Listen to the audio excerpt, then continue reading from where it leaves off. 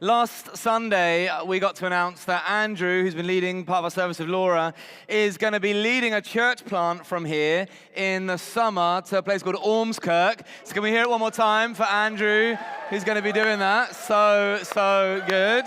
Cannot wait. And also, more family news to get to announce today that we've been looking for an associate to basically come on staff here at Penny Lane to help us out in the leadership of the church. So we've got someone joining us in September. His name's John T. Forster. He's married to Sarah. They've got 2 teenage kids, Emily and James. He's currently a vicar in West Derby. He's from Liverpool originally, and they're starting in September, so I get to announce that today. And so we need to be praying for them that as they move churches and move to this part of town, that they would have a real swift and easy and peaceful time. But also, they have a community they're leaving behind, so we need to pray for that community too. So please do keep them in your prayers. Things are happening, and it's exciting. We're going to open our Bibles to Ezekiel chapter 4, and it says this. Now, son of man, take a block of clay, put it in front of you, and draw the city of Jerusalem on it. Then lay siege to it. Erect siege works against it, build a ramp up to it, set up camps against it, and put battering rams around it. Then take an iron pan, place it as an iron wall between you and the city, and turn your face towards it. It will be under siege, and you shall besiege it. This will be a sign to the people of Israel. Then lie on your left side and put the sin of the people of Israel upon yourself. You are to bear their sin for the number of days you lie on your side. I have assigned you the same number of days as the years of their sin. So for 390 days, you will bear the sin of the people of Israel. After you finish this, lie down again, this time on your right side, and bear the sin of the people of Judah. I have assigned you 40 days, a day for each year. Turn your face towards the siege of Jerusalem, and with bared arm prophesy against her. I will tie you up with ropes so that you cannot turn from one side to the other until you finish the days of your siege. Then take wheat and barley, beans and lentils, millet and spelt, put them in a storage jar, and use them to make bread for yourself. You are to eat it during the 390 days you lie on your side. Weigh out 20 shekels of food to eat each day and eat at set times. Also, measure out a sixth of a hin of water and drink it at set times. Eat the food as you would a loaf of barley bread, bake it in the sight of the people, using human excrement for fuel. The Lord said, in this way, the people of Israel will eat defiled food among the nations where I'll drive them. Then I said, this is Ezekiel speaking, not so, sovereign Lord. I've never defiled myself. From my youth until now, I have never eaten anything found dead or torn by wild animals. No impure meat has ever entered my mouth. Very well, God said. I will let you bake your bread over cow dung instead of human excrement. He then said to me, son of man, I'm about to cut off the food supply in Jerusalem. The people eat rationed food in anxiety and drink rationed water in despair, for food and water will be scarce. They will be appalled at the sight of each other and will waste away because of their sin. It's passages like this that I love, the traditional call and response declaration, to remind us that the thing that we have just read is God-breathed, useful for teaching, rebuking, correcting, and training in righteousness, so that the servant of God may be thoroughly equipped for every good work, says in 2 Timothy. So let's do this. This is the word of the Lord. Thanks be to God. Right, what are we reading? We are in a series called Strange Stories, Same God. And the whole purpose of this series is twofold. Firstly, I want to give us some practical tools to handle Scripture when we come across those parts of the Bible that seem weird or otherworldly or just downright bizarre, rather than treating those bits like awkward uncles at barbecues that we try and just kind of avoid and ignore them. We want to tackle them head on and see that the God who speaks then is the God who speaks today. And secondly, I think it's sometimes the really weird parts of the Bible where God is speaking the loudest. And I don't want us as a community to just walk past those and miss out on those bits. So last week, we used a framework that I use personally when I'm reading my Bible and I encounter difficult or strange passages. Read it slowly, note down familiar, repeated, or hyper-detailed phrases, look for Jesus, and then find the challenge. And so we're going to use that exact same framework today to see what God might be saying to us about this story, about cooking bread over poo, here in 2026 in Liverpool. Okay? So firstly, read it slowly. When you read a book of the Bible slowly, we have to take note of what kind of book we are looking at. If I took you to Garston Library or Allerton Library or the library in town and said, go read, you would be very different, your posture would be very different depending on which aisle you're walking down. If you go down the cookbook aisle, it's going to be different to if you go down the history aisle or the children's fiction aisle or the crime aisle. It's going to be very different in your posture. The word Bible literally comes from the Latin biblio, which means library. And so when we're going through our Bibles, we're literally encountering a library of text. And so we have to take note, what kind of literature are we reading? There's law in the Bible, books like Leviticus that lay out God's commands and show his people and his priests how to behave and live in relationship with him. There's narrative, historical texts like Genesis and the book of Kings and Chronicles that tell us what happened, showing how God moves in people in real situations. There's poetic books like the book of Psalms that use imagery and emotion to express worship and pain and joy and prayer in a deeply human way. Wisdom literature like Proverbs and Ecclesiastes giving us practical guidance for everyday living, teaching us how to live well and fear God. There's prophetic books like Isaiah and Ezekiel that speak God's message to his people, often calling them back to walk in line with God. There's apocalyptic books like Daniel and Revelation that call the church and reveal spiritual realities and God's ultimate victory over evil. There's the Gospels, the stories of Jesus' life, death, teaching, and resurrection, and his parables, his stories that have images that help us know what the kingdom of God may look like. There are letters like the book of Romans and Corinthians and Ephesians and Galatians written to churches or individuals explaining theology and how to live it out. And in a similar way that you would read a phone book or Harry Potter, a poem from Benjamin Zephaniah or the Green Cross Code in a very different way, the same too is true of the Bible. Ezekiel, this book, is a book of prophetic nature, which means a few things. Firstly, we're going to be challenged. We're going to be made to feel uncomfortable as we read it. We're also going to encounter imagery that is going to be significant. Hyperbole and exaggeration will be used to draw a contrast between how we should live and how we're currently living. So, the story, what's going on? God tells Ezekiel to build a model of Jerusalem out of clay. And it's under siege. And then, whilst holding a pan, a metal dish, lie on his left side for 390 days, and then switch sides for 40 days. Then eat rationed food, cooked over human excrement, at which point Ezekiel says, I don't want to do that. And God says, fair enough, eat it over cow dung instead. What is going on? This is strange. If you are new to church, you've never picked up a Bible, I want you to know this. The Bible is not filled with stories of come dine with me situations over poo. This is a rare story. It's uncommon, and it's strange, and it's uncomfortable, and it's meant to be. If you just rush past this passage, you'll miss it. But if you slow down and realize this is not random, it is a carefully designed message for us. Ezekiel is not just speaking to people, he is becoming a message. And God is putting the future of a nation into a living picture. And so the next thing I do is I note down familiar, repeated, or hyper-detailed phrases. And so there's a few in this story. It starts with these first three words. Son of man.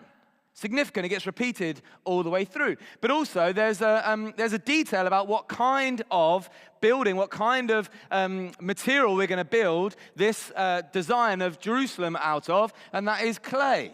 Like, why clay? Why not sticks? Or why does God even care about what it's made out of? And then there's this detail around the number of days. 360, and then is it 40, sorry? Is it 40 or 90? 40.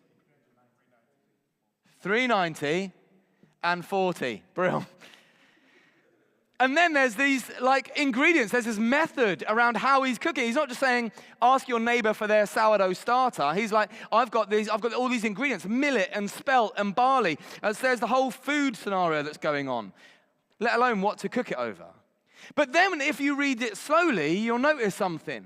God changes his mind. And we're going to come back to that, about why that is particular. There's three characters in this story. Ezekiel, there's God, and then there's a third character, which is important, and that is Jerusalem. So if I'm encountering a bizarre story, I will get a bit of paper out and I'll write down what are the phrases that stick out, some phrases that are familiar, and what is God trying to say through those things. So, son of man. The Hebrew for son of man is literally Ben Adam. Ben means son, Adam means dust one made out of dust. Adam and Eve, man and woman, the word man literally means the one formed out of dust. Psalm 8 verse 4 says this, what is mankind that you are mindful of them, Ben Adam, that you care for them? Our Bibles will translate that as human beings. The book of Ezekiel uses this term over 90 different times. That's saying that these words that God is saying to this prophet isn't just for the ears of Ezekiel, it's for all of humanity, for all humans to receive. But then the prophet Daniel later on, he hears these words, one like a son of man coming with the clouds of heaven. He was given authority, glory, and sovereign power. All nations and people of every language worshipped him. In Daniel's prophetic vision, that term son of man isn't just a human being. Instead, this figure comes with clouds, a sign of divinity. He's given authority all over nations, and he receives worship. That's not just Bob at Costco. There's something different about this human being. It's the prophetic vision of a ruler who is both human and more than human. Rowan Williams calls Jesus the most human. It's key foretaste, a forecast of who Jesus is. It's Jesus' favorite title for himself. He calls himself the Son of Man over 80 times in the gospel. The Son of Man. Why the use of clay? Clay is actually something that comes up a fair amount in the Bible. And here is what clay is used to remind us. Firstly, that we are formed by God. Right at the start, humanity is described like clay in the hands of a maker. In Genesis 2, verse 7, God forms man from the dust of the ground. As I said, the term Adam literally means one created from dust. It's to remind us that we are not self-made. We are shaped, we are formed. We might think, I just need to be the best version of myself. And in the ancient world, clay is used to remind us that we came from dust and will return to dust. Clay was common, ordinary, nothing all that special, but in the hands of a skilled potter, something purposeful and beautiful can be formed. And that's the starting point of our identity. We are formed, not just randomly occurred here. Psalm 139 says we are fearfully and wonderfully made. But secondly, we've got to remember that God is the potter. The most famous clay image in the scriptures comes from the prophet Isaiah, who says, we are the clay, you are the potter. We are all a work of your hand. And then again in the book of Jeremiah, the prophet Jeremiah watches a potter reshape spoiled clay. The message is that God doesn't just make us and leave us, but God is still shaping us. And so if you've been a Christian a number of years, a couple of decades, God is still in the business of forming and shaping us. He is not finished with us. This is what God does with our lives. He reworks us as we respond to pressure. Even when things feel ruined, he is not finished. But thirdly, we have to remind ourselves that we are fragile and temporary. Clay breaks, it cracks, and it returns to dust. And the Bible uses this to remind us of our human limitations. In Job 4, verse 19, people are described as living houses of clay. This is not meant to make us feel small or negative, but it's meant to remind us that we're not invincible, that we are dependent. That should be good news because it pushes us towards a dependency towards God. And fourthly, we carry treasure despite our weaknesses. 2 Corinthians 4 verse 7 says this, we have treasures in jars of clay, to show that this all-surpassing power is from God and not from us. We are the clay jars, ordinary, crackable, unimpressive, but inside each one of us, when we say yes to Jesus, is treasure, is the presence of God, the good news of Jesus. The same Spirit that rose Jesus from the grave now lives, dwells, and makes his home in us. And God chooses weak containers on purpose so that the glory goes to him and not to us. And so why did God choose clay for Ezekiel to craft the city of Jerusalem out of? Well, I think it's probably because Jerusalem thought they had it sussed. They cracked the code. They had it sorted. They were the holy city of Jerusalem. People flock to us at every festival. None shall touch us. We have it together. We've done a pretty good job. Thank you very much, God. And here God says, remember where you come from, remember whose you are, and remember with all your wealth, with all your strength, with all your might, with all your access to the holy, it is all a gift of grace. And he who gives may take away. And so then we have this whole business with bearing the sin for 369 days. What does that say now? And 40 days. Ezekiel 4 says this, 4-6. You are to bear their sin for the number of days you lie on your side. I have assigned you the same number of days as the years of their sin. This repetition of days and years is ultimately about accumulated sin. Now, we all know if you have a house in Liverpool, the reality of leaving our mess unresolved. It looks like the black mold that forms around our windowsills. Anyone else a black mold survivor? Yeah, a few of us. The thing is, if you just leave it, it doesn't just go away naturally overnight. It festers, it grows, it gets worse, and ultimately it can bring walls down around it. Now, this is years of Jerusalem ignoring God, years of compromise and years of thinking it won't matter, it will just get better by itself, and now it's catching up to them. And so Ezekiel is a living sermon of the impact of sin, that our sin, even though it might be done in private, it will always affect other people. At our weekend at home, we had a guest speaker who was my youth pastor when I first became a Christian. And I distinctly remember a sermon that he shared about the impact of sin when I was a teenager. And he was wearing a white t-shirt, and he had got a load of other teenagers in the youth church that we were part of to also wear white t-shirts.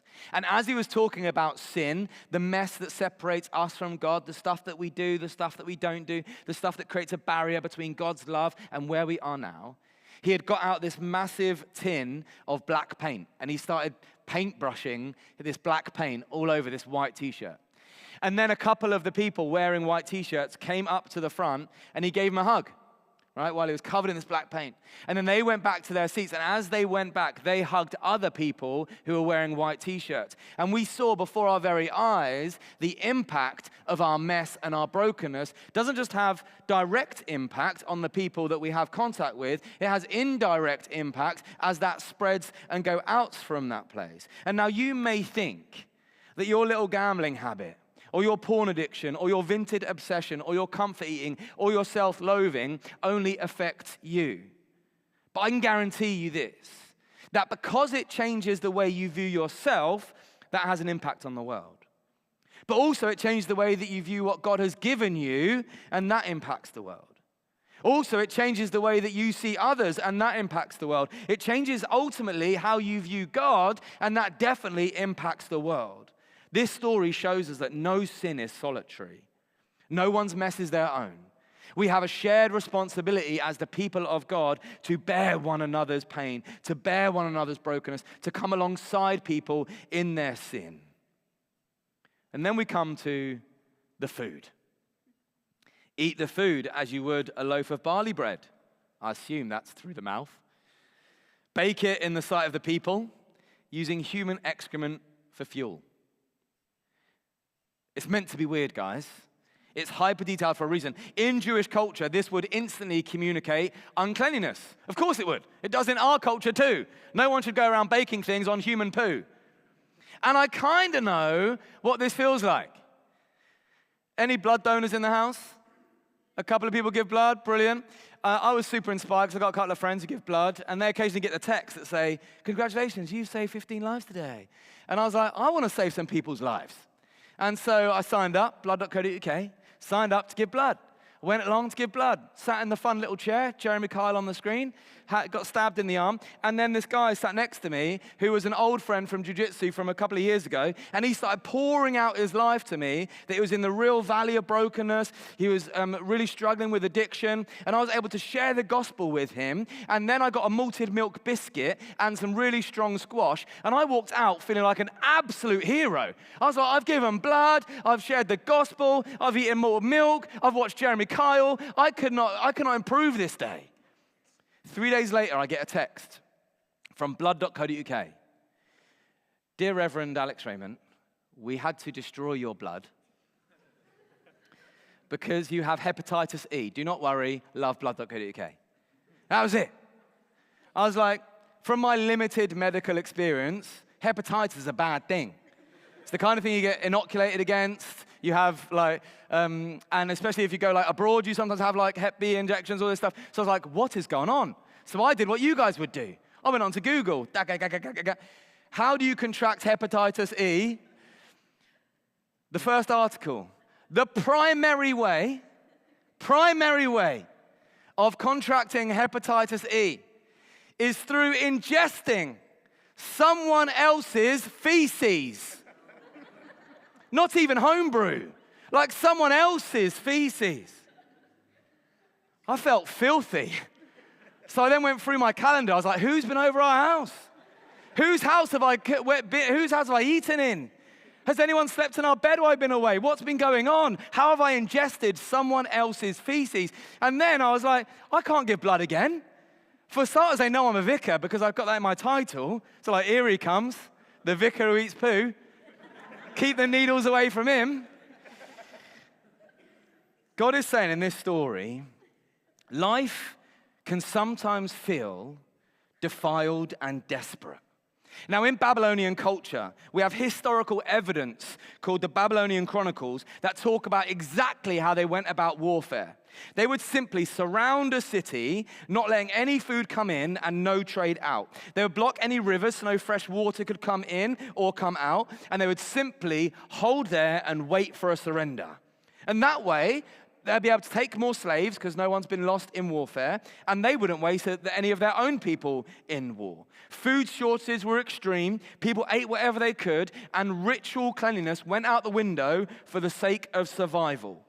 And so these repeated numbers show the weight of sin, the weight of turning away from God and relying on our own resources rather than turning towards God. And these detailed instructions show the reality of what is coming. Sin, our mess, our brokenness, has real communal consequences.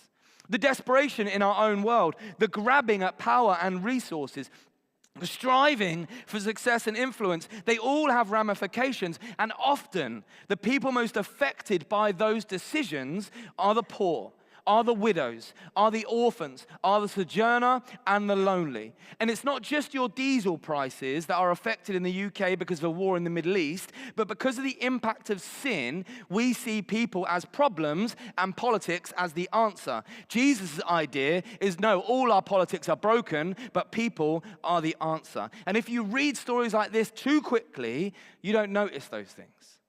We don't stop and process these things. And one thing we don't notice, if we run through the story too quickly, is God changes his mind.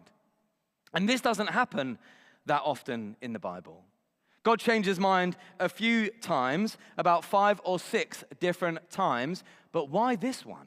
And why does he change his mind anyway? Because I thought that God was unchanging. In the book of Malachi, it says this, I, the Lord, do not change. So what is actually happening? Here's the simplest way to explain it. God never changes in character or nature. He is always holy. He is always just. He is always merciful. He is always loving. He is always kind. That never shifts. But God responds in relationship. When people change, God's response to them changes. Not because he is unstable, but because he is relational. Think of it like this. If someone turns away from God, they experience the nothing of God. They experience judgment. They experience pain.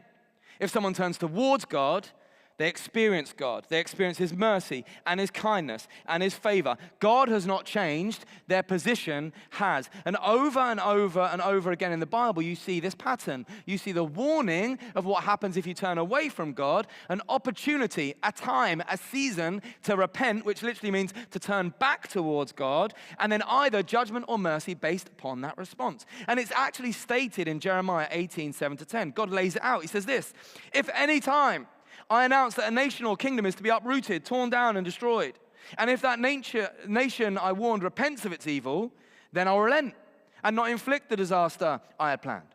And if another time I announce that a nation or kingdom is to be built up and planted, but if it does evil in my sight and does not obey me, then I'll reconsider the good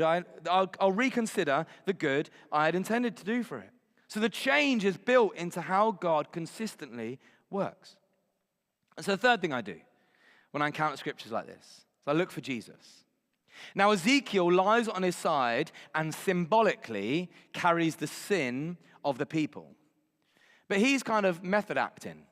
He's doing a Timothy Chalamet. Jesus actually does it. This prophet carries the picture, but Jesus lives the reality. Hundreds of years later, Jesus also lays down, not on a street, but on a cross. Where Ezekiel bears sin symbolically for a set number of days, Jesus bears our sin fully once and for all. Where Ezekiel's bread represents defilement and exile, Jesus says he is the bread that brings life. I am the bread of life, Jesus says. In Ezekiel, the bread is unclean and leads to survival at best, whereas in Jesus, the bread is pure and leads to eternal life. In Ezekiel, uncleanliness spreads, but in Jesus, cleanliness spreads as he touches lepers and they become clean, as he leads sinners and forgives them and they become new. The direction reverses, and that is the good news of the gospel of Jesus, that the Son of Man came to carry our sin so that we would not be under siege from the flaming arrows of the enemy. The enemy that prowls around us like a lion is kept at bay by Jesus, laying his life down for us that we may taste something of his goodness and experience life in abundance. Look for Jesus. And then we have to find the challenge. This passage shouldn't let us stay comfortable. This shouldn't be a Sunday where we just kind of high fives and go home and put Friends on. People still watch Friends? I never watched it first time around. Don't know why it's getting a revival. Don't bother. It's rubbish. Find the challenge. Find the challenge. We have to take sin seriously. It's what the whole sin act is about. The whole sin act is about. Sin is not just a mistake. It builds up over time. It rots. It destroys. It tears down. It shapes lives. It affects our minds. It affects whole communities. Ezekiel shows us what feels small and private can become something public and devastating. Now, the guy who was speaking this weekend, when he was my youth pastor, one night, he did something that really upset me, and I can't even remember what it was, but I got so angry that I went home and I did a really violent act. I went onto his Wikipedia page, and I edited it, because you could do that then. I don't know if you still can. And his Wikipedia page, he's an author, so he writes a lot of books. So his Wikipedia page was important for him. And so I made some edits. Said things like, he is a chief campaigner for the Grey Squirrel. And he's a Olympian unicyclist, and he learned everything that he knew under the Professor Alexander Raymond. Full stop. Petty, I know.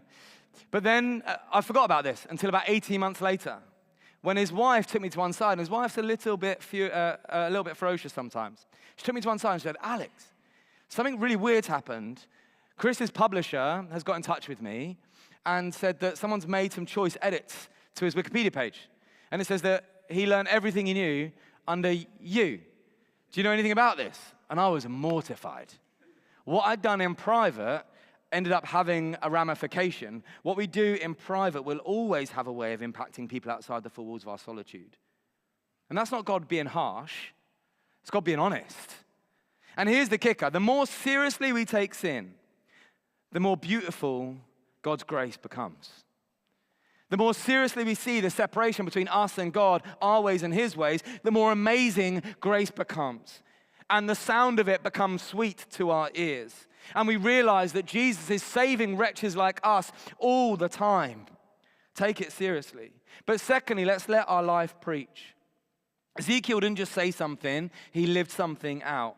People are not first convinced by arguments, they're moved by our individual authenticity. Your life is already preaching something. The question is what? The question is, what is it preaching when you're with the mates, when you're with the colleagues, when you're with the family? What is the message it's preaching? Because they're definitely listening. And they're definitely hearing it. Is it communicating the good news of Jesus? Or is it just, I fill my Sundays with something different than you? And finally, and the band might want to come up as I end. Finally, bring your mess to Jesus. Ezekiel shows us how unclean things can get. Jesus shows what God does about it. You do not have to clean yourself up first. You come as you are. And Jesus does what Ezekiel could never do.